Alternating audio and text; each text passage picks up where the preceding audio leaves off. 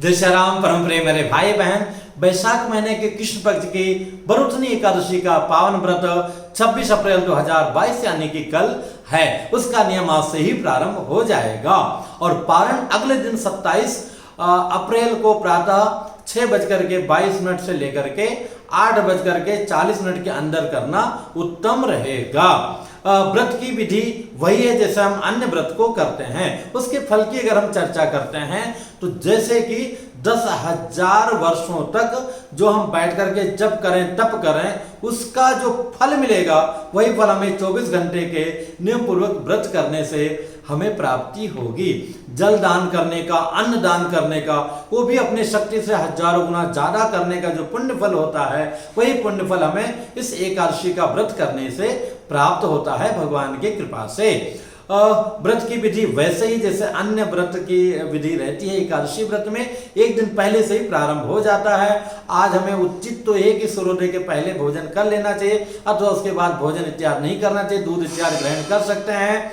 उसके पश्चात में आज से ही लहसुन प्याज बैगन और जो भी उटपटांग चीज लोग खाते पीते उसका त्याग करते हुए प्रातः हमें कल उठना चाहिए और हमें मंजन नहीं करना है। अगर व्रत वाला ब्रश अलग है तो उससे कर लिया, नहीं ऋतुइन से कर लिया, अथवा सोने के पहले व्रत जो है इसलिए जिह्वा और ब्रश करके सो गए। आज आप मंजन का प्रयोग कर सकते हैं। प्रातः जो है स्नान में भी कॉस्मेटिक चीजों का प्रयोग से हमें बचना चाहिए। स्पेशली जो हमारी माताएं बहनें लिपस्टिक है और नेल पॉलिश वगैरह लगाती हैं उसमें अल्कोहल होता है, आपका व्रत भंग हो जाता है। शेविंग भी नहीं करनी चाहिए, पर जिनकी जीविका भैया शेविंग करके नहीं जाएंगे तो जय जय सिया राम समस्या में आ जाएगी, तो उनके लिए छूट है। अब हमें विशेष रूप से करना क्या है कि अपने भगवान जी का ही विशेष पूजा करना चाहिए। उनको पंचामृत से स्नान कराना चाहिए। उतना भी नहीं हो सकता तो कम से कम दूध से स्नान करा दीजिए।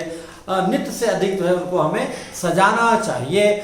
और भी अगर अच्छी बात है तो इसमें वराह भगवान की पूजा के विधान है। मध्याह्न काल में उनका जो है पूजन करना चाहिए, अथवा श्रीमन नारायण का, कृष्ण का, राधा जी का, जिनके भी भक्त हैं स्पेशली जो भगवान जी आ रहे हैं उनकी पूजा करनी चाहिए। इसके पश्चात संध्या वेला में भी पूजा करना चाहिए, संकीर्तन करना चाहिए, रात्रि जागरण करना चाहिए और अगले दिन प्रातः जो है 6:40 से लेकर के 8:22 के अंदर जो है ये पारण करना उचित रहेगा।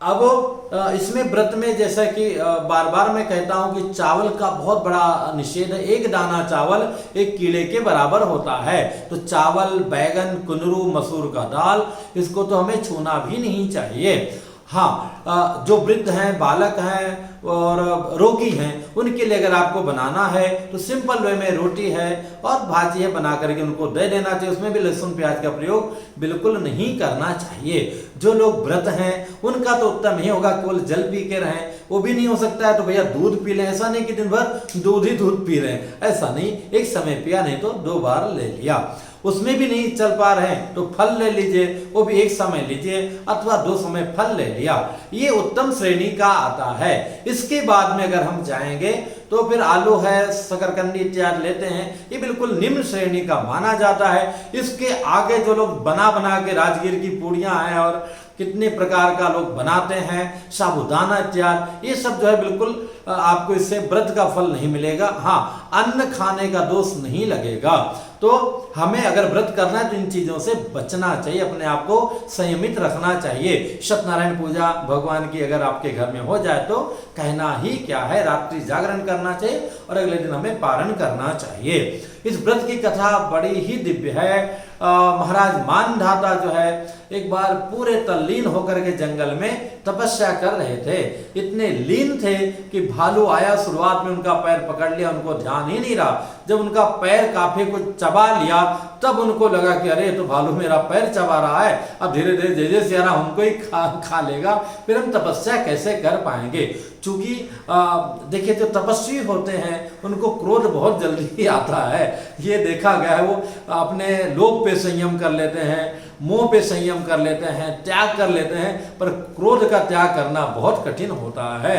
अगर आप क्रोध करते हैं तो आपकी तपस्या कम हो जाती है। तो ऐसे में उन्होंने कहा अगर मैं क्रोध करूंगा तो ये उचित नहीं होगा। तो वो क्या किया, उन्होंने कहा अपने प्रभु से ही प्रार्थना करते हैं। बड़े ही आर्त स्वर में भगवान विष्णु से प्रार्थना किया। भगवान विष्णु जी प्रकट होते हैं और उस भालू से उनको मुक्ति दिलाते हैं। तो मुक्ति तो दिला दिए, लेकिन अब पैर कैसे सही हो, तो कहीं चिंता मत करो, आप मथुरा जाओ और वहां पे जो है बरुथनी एकादशी का व्रत करो और उस दिन विशेष करके हमारा जो वराह अवतार हुआ था उस अवतार के उस रूप का आप पूजा करो, आपका पैर सही हो जाएगा। वैसा ही उन्होंने किया। उनका जीवन पुनः पहले से कई गुना अधिक जो है उनके चमक के साथ में आनंदमय हो गया और बाद में भगवान के दिव्य धाम को प्राप्त हुए। मानधाता बड़े तपस्वी, बड़े यशस्वी, बड़ा पराक्रमी थे। उनकी कथा अलग से कहने के लिए समय चाहिए।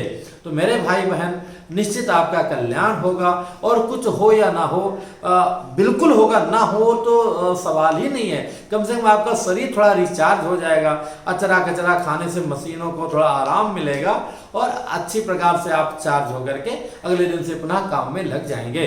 तो पुनः आप सभी लोगों को बहुत बहुत शुभकामनाएं। फिर मिलूंगा एक नई जानकारी के साथ में। जय सिया राम।